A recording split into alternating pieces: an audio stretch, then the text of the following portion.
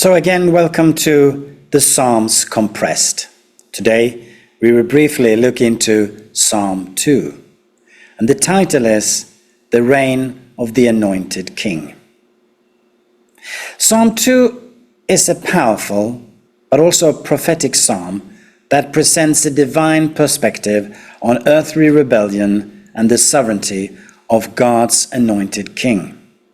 It is both a warning and a promise, highlighting the futility of opposing God and the blessedness of taking refuge in Him. In a world that often seems chaotic and rebellious, Psalm 2 offers us a clear reminder of God's ultimately authority and the surety of His plan. And this psalm can be divided into 4 parts, each revealing different aspects of God's response to human defiance and His establishment of His anointed one. So we start in verse 1 to 3. Why do the nations rage and the peoples plot in vain? The kings of the earth set themselves, and the rulers take counsel together against the Lord and against His anointing, saying, Let us burst their bonds apart and cast away their cords from us. So the psalm here opens with a rhetorical question, expressing amazement at the audacity and futility of the nation's rebellion. Despite their efforts, their plots are in vain. The world's leader seeks to throw off what they perceive as their restrictive rule of God and His anointed. And this rebellion reflects humanity's desire for autonomy and resistance to divine authority. We look at verse 4 to 6. He who sits in the heavens, He laughs. The Lord holds them in derision.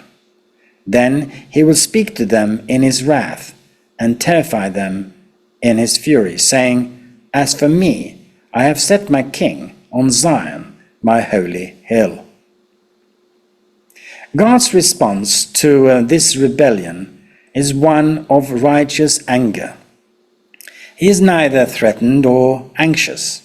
Instead, He laughs, underscoring the absurdity of opposing His will.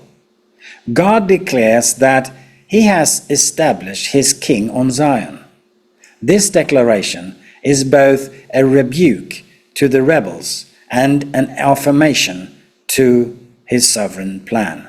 I will tell of the decree. The Lord said to me, You are my son. Today I have begotten you.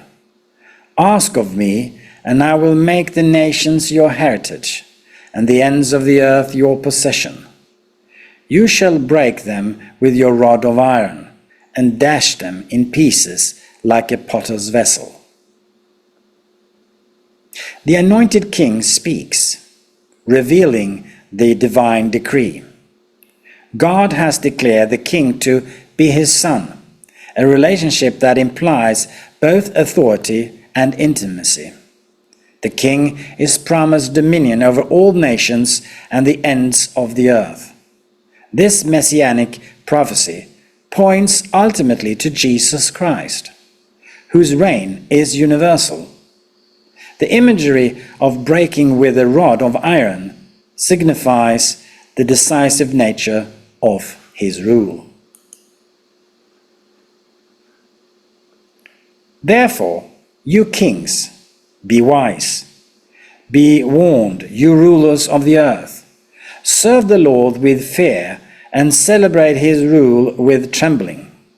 Kiss His Son, or He will be angry, and your way will lead to your destruction.